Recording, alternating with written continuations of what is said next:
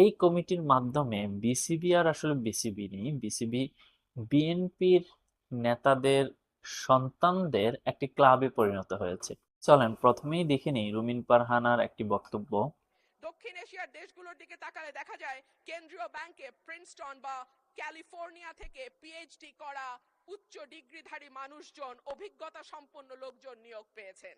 অন্যদিকে বাংলাদেশে নতুন সরকার গঠনের পর যিনি নিয়োগ পেয়েছেন তিনি হলেন বিএনপির নির্বাচন পরিচালনা কমিটির সদস্য এবং একজন সোয়েটার ফ্যাক্টরির এমডি। মাননীয় স্পিকার, একই ঘটনা আমরা বিশ্ববিদ্যালয়ের উপাচার্য নিয়োগের ক্ষেত্রেও দেখেছি। সবগুলো বিশ্ববিদ্যালয়ে দলীয় ভিসি প্রভিসি নিয়োগ দেওয়া হয়েছে। দল করা দূষণীয় কিছু নয়, কিন্তু দল না করলে যদি নিয়োগ না হয় সেটা দুর্ভাগ্যজনক। সংসদে দেয়া রুমিন ফারহানার এই বক্তব্যের দুইটা পার্ট, একটা হচ্ছে যে বাংলাদেশ ব্যাংকের গভর্নর নিয়োগ, আরেকটি হচ্ছে বিশ্ববিদ্যালয়ের ভিসি নিয়োগ। দুইটাতেই এমন পরিমাণ পলিটিসাইজ করা হয়েছে যেটার প্রতিবাদ আমরা রুমিন ফারহানার কাছ থেকেও পেয়েছি। এটা খুবই একটা ভালো দিক। এর বাইরে আরেকটি বিষয় আমরা আজকে দেখতে পাচ্ছি, সেটা হচ্ছে যে বিসিবির যে পরিচালনা পর্ষদ, সে পর্ষদ ভেঙে দেওয়া হয়েছে। ভেঙে দিয়ে সেখানে বিএনপির নেতাদের সন্তানদেরকে নিয়োগ দেওয়া হয়েছে। এই কমিটির মাধ্যমে বিসিবি আর আসলে বিসিবি নেই, বিসিবি বিএনপির নেতাদের সন্তানদের একটি ক্লাবে পরিণত হয়েছে।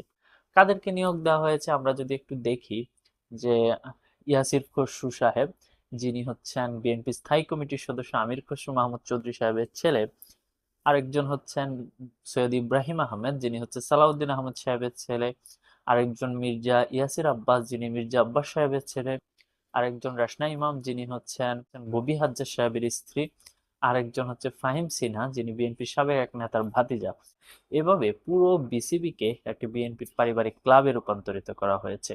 আমরা যদি ফিরে যাই সেই রুমিন ফারহানার বক্তব্যে, রুমিন ফারহানা যে দুইটি গুরুত্বপূর্ণ বিষয় অ্যাড্রেস করেছেন, একটি হচ্ছে বাংলাদেশ ব্যাংকের গভর্নর নিয়োগ, আরেকটি হচ্ছে যে বিশ্ববিদ্যালয়ের ভিসি নিয়োগ।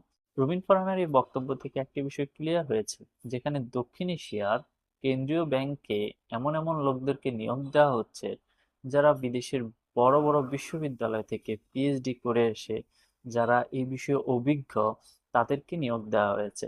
অন দ্য আদার হ্যান্ড, বাংলাদেশে এমন একজনকে নিয়োগ দেওয়া হয়েছে যিনি সোয়েটার ব্যবসায়ী, যিনি তার সোয়েটার কোম্পানি পরিচালনা করতে গিয়ে ব্যর্থতার পরিচয় দিয়েছেন, ঋণ খেলাপি হয়েছেন। তার হাতে দায়িত্ব দেওয়া হয়েছে পুরো বাংলাদেশের অর্থনৈতিক ব্যবস্থা। এটা খুবই দুঃখজনক এবং রুমিন ফারহানা খুব স্পষ্টভাবে বিষয়টা ক্লিয়ার করেছেন। রুমিন ফারহানা আরেকটি গুরুত্বপূর্ণ বিষয় অ্যাড্রেস করেছেন, সেটা হচ্ছে বিশ্ববিদ্যালয়গুলোতে দলীয় পরিচয়ের ভিত্তিতে ভিসি নিয়োগ। 24 পরবর্তীতে আমরা ভেবেছিলাম বিশ্ববিদ্যালয়গুলোর যে মূল কাজ, আবিষ্কার করা, গবেষণা করা, পাবলিকেশন করা, সেই কাজের দিকে আসলে বিশ্ববিদ্যালয়গুলো ফিরে যাবে। কিন্তু আবারও এই দলীয় ভিসি নিয়োগ দেওয়ার মাধ্যমে বিশ্ববিদ্যালয়গুলোতে সেই দলীয় রাজনীতি প্রতিষ্ঠা করবার একটা চেষ্টা করা হচ্ছে। জুলাই সনদ এবং গণভোটের রায় বিএনপি কেন বাস্তবায়ন করতে চায় না?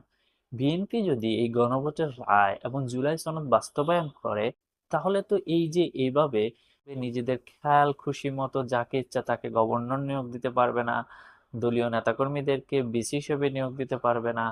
এর কারণেই বিএনপি মূলত জুলাই সনদ এবং এই গণভোটের বিরুদ্ধে অবস্থান নিয়েছে।